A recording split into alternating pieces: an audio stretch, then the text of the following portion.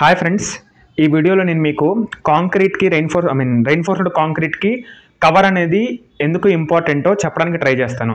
So మనకి cover అంటే nominal cover అంటే ఏంటంటే మనం రెయిన్ఫోర్స్మెంట్ అనేది ప్రొవైడ్ చేస్తాం కాంక్రీట్లో, ఎందుకు టెన్షన్ తీసుకోవడానికి. సో అది ప్రొవైడ్ చేసిన తర్వాత మనకి ఆ రెయిన్ఫోర్స్మెంట్ ఇప్పుడు ఫర్ ఎగ్జాంపుల్ కాలమ్ అనేది ఉందనుకుంటే ఇది outer face of the column. ఇది అవుటర్ ఫేస్ అంటే మనకి కనపడే సర్ఫేస్ అవుటర్ సైడ్. సో దీని లోపల ఉన్న రెయిన్ఫోర్స్మెంట్ అనేది ఇలా ఉందనుకుంటే, సో స్టిరప్స్ అనేది ఇక్కడ దాకా వచ్చాయి అనుకుందాం. సో ఈ డిస్టెన్స్ ఏదైతే ఉందో అంటే outer face of the column to outer face of the reinforcement provided which ever it maybe means link. ఇప్పుడు వర్టికల్ అనేది ఇలా ఉన్నప్పుడు మనకి హుక్ అనేది ఇలా పట్టుకుంటుంది. సో ఈ హుక్ యొక్క పెరిఫెరీ నుంచి అవుటర్ ఫేస్ ఆఫ్ ది కాలమ్కి ఉన్న డిస్టెన్స్ని మనం సింపుల్గా కవర్ అంటాం.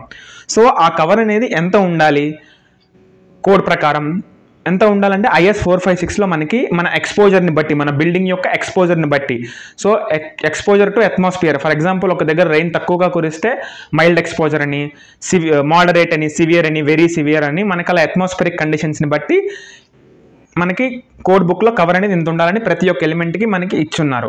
స్లాబ్కి అని ఇంత ఉండాలి, కాలమ్కి ఇంత ఉండాలి, బీమ్కి ఇంత ఉండాలని.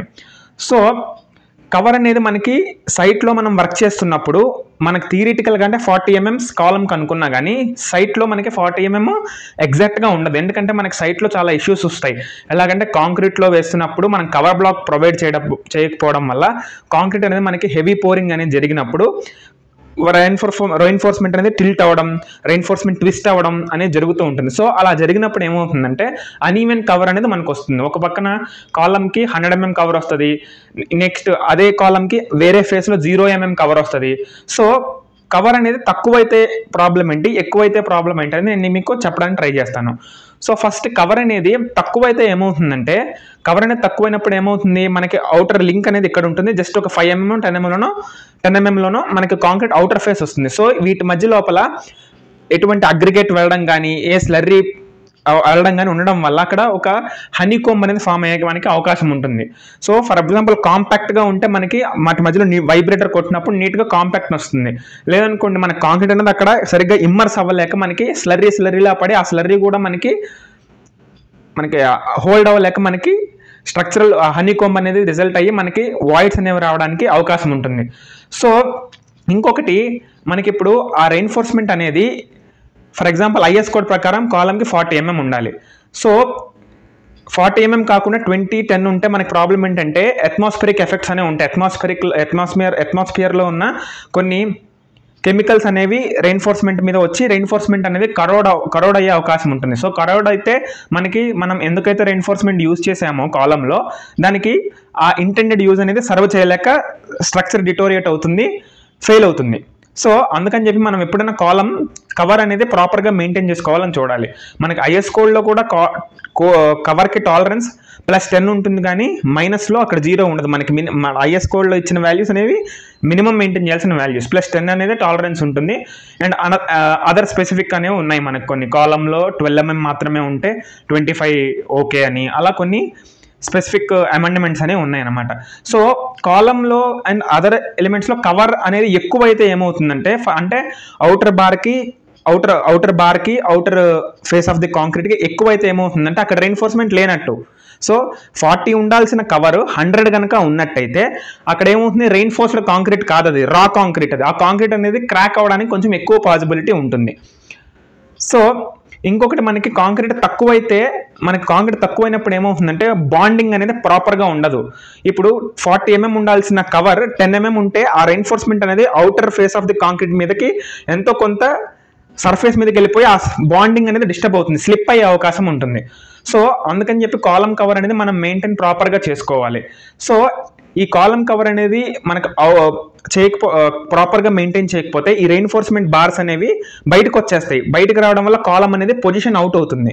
సో మనకి సర్వేయర్ ఇచ్చిన ఫిక్స్డ్ మార్కింగ్ ప్రకారం కాలమ్ పొజిషనింగ్ అనేది జరుగుతుంది సైట్లో. సో ఈ రెయిన్ఫోర్స్మెంట్ వచ్చి కాలమ్ పొజిషన్ని డిస్టర్బ్ చేస్తే ఏమవుతుందంటే కాలమ్ అనేది అవుట్ అవుతుంది. సో ఆ కాలమ్ అనేది అవుట్ అవ్వడం వల్ల మనం ఏం చేయాలి, చేస్తే కాలమ్ని 20 mm అవుట్ చేసుకొని ఆ పర్టికులర్ రూమ్ ఏదో కాలంలో కవర్ అవుతుందో ఆ రూమ్ని మనం డైమెన్షన్ తక్కువ చేసుకోవాలి. ఆ డైమెన్షన్ తక్కువ చేసుకోవడం వల్ల తర్వాత ప్లాస్టరింగ్ చేస్తున్నప్పుడు ఇక్కడ తక్కువ థిక్నెస్ ప్లాస్టర్ వస్తుంది, వేరే చోట ఎక్కువ థిక్నెస్ ప్లాస్టర్ వచ్చి మనకి సిమెంట్ వేస్ట్ అవుతుంది అండ్ ప్లాస్టరింగ్ థిక్నెస్ కూడా ఎక్కువ వస్తుంది. సో ఇది కాకుండా చేయాలంటే రెయిన్ఫోర్స్మెంట్ని మనం డిస్టర్బ్ చేయాలి, రెయిన్ఫోర్స్మెంట్ని మనం కింక్ చేయాలి. కింక్ చేయడం అనేది ఎప్పుడు స్ట్రక్చరల్ స్టెబిలిటీకి అంతో ఇంతో డిస్టర్బ్ చేస్తుంది. సో మనం కవర్ అనేది ఎప్పుడు సైట్లో చేస్తున్నప్పుడు చాలా కేర్ తీసుకోవాలి దాని గురించి. సో ఈ కాలంలో అయితే మనకి ఇలా అవుతుంది, బీమ్స్లో కూడా అంతే. బీమ్స్లో కూడా మనకి రెయిన్ఫోర్స్మెంట్ అనేది అవుట్ అయినట్టయితే సైడ్ షట్టరింగ్ బోర్డ్ కొడుతున్నప్పుడు 200 mm ఉండాల్సిన బీమ్ విడ్త్ రెయిన్ఫోర్స్మెంట్ అవుట్ అవ్వడం వల్ల 220, 230కి వెళ్ళిపోతుంది. బీమ్ అనేది మనకి చూడడానికి ఎస్థెటిక్ లుక్ ఇవ్వదనమాట, ఇలా వంకర తిరిగిపోయినట్టు కనిపించడం అలా ఉంటుంది. సో దాని తర్వాత మళ్ళీ దాన్ని చిప్పింగ్ చేసి డిస్టర్బ్ చేయాలి స్ట్రక్చర్ని. అండ్ ఎలివేషన్ వైపు కూడా మనకి డిస్టర్బెన్స్ వస్తుంది. ఎలివేషన్లో కూడా మనం చూసినప్పుడు బీమ్ అవుతుంది అన్నట్టు మనకి క్లియర్గా అర్థమవుతుంది అండ్ ఫర్దర్ మన రీవర్క్ని పెంచుతుంది. సో కవర్ అనేది మనకి చిన్న జనరల్ పాయింట్లా కనిపించినా కానీ చాలా మేజర్ ఇష్యూ అది. మనకి ఫ్యూచర్లో మనకి కొంచెం రీవర్క్ కాస్ట్ని పెంచుతుంది కవర్ కనుక మనం ప్రాపర్గా మెయింటైన్ చేయకపోయినట్టయితే. అండ్ స్లాబ్ది కూడా స్లాబ్ బాటంలో షట్టరింగ్కి స్లాబ్ బాటమ్ రెయిన్ఫోర్స్మెంట్కి మధ్య కూడా కవర్ బ్లాక్ పెట్టాలి.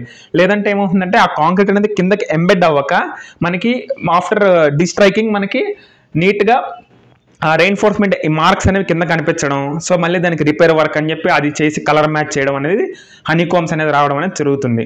సో ఈ కాలం సో ఏదైనా కానీ మన కవర్ ప్రాపర్గా లేకపోతే కాంక్రీట్ సరిగ్గా ఇమ్మర్స్ అవ్వక సో వాయిడ్స్ అనేవి ఏర్పడి హనీకోమ్ రావడానికి ఎక్కువ అవకాశం ఉంటుంది. అండ్ సైట్లో చూసుకుంటే మనం కవర్ వల్ల ఇలాంటి ఇష్యూస్ ఫేస్ చేస్తాం. అండ్ మనకి డిజైన్ పరంగా చూసుకున్నా కానీ మనం ఏ సాఫ్ట్వేర్లో బిల్డింగ్స్ డిజైన్ చేసినా మనకి ఫస్ట్ ఈ కవర్ అనేది మనం ఇన్పుట్ ఇవ్వాలి. మనం ఈ మనకి డ్రాయింగ్లో కూడా మనకి వచ్చినప్పుడు మనకి maintain cover this much for this element అనేది మనకి క్లియర్గా మెన్షన్ చేస్తాడు. సో కవర్ అనేది మనకి ఈ రకంగా కవర్ యొక్క యూజ్ అనేది మనకి ఇలా ఉంటుంది సైట్లో. అండ్ సాఫ్ట్వేర్లో కూడా మనకి థియరిటికల్ క్యాలిక్యులేషన్స్ చేస్తున్నప్పుడు కూడా మనం కవర్ అనేది ఒక బేసిస్గా చేసుకునే ఓవరాల్ డెప్త్ అనేది డిటర్మైన్ చేసుకుంటాం. సో నా మరిన్ని వీడియోస్లో నేను మీకు ఇంకా సైట్లో జరిగే విషయాలు కానీ ఇంకా మీకు వేరే సివిల్ ఇంజనీరింగ్ కాన్సెప్ట్స్ కానీ చెప్పడానికి ట్రై చేస్తాను. సో నా మరిన్ని వీడియోస్ కోసం సబ్స్క్రైబ్ చేయండి. థ్యాంక్స్.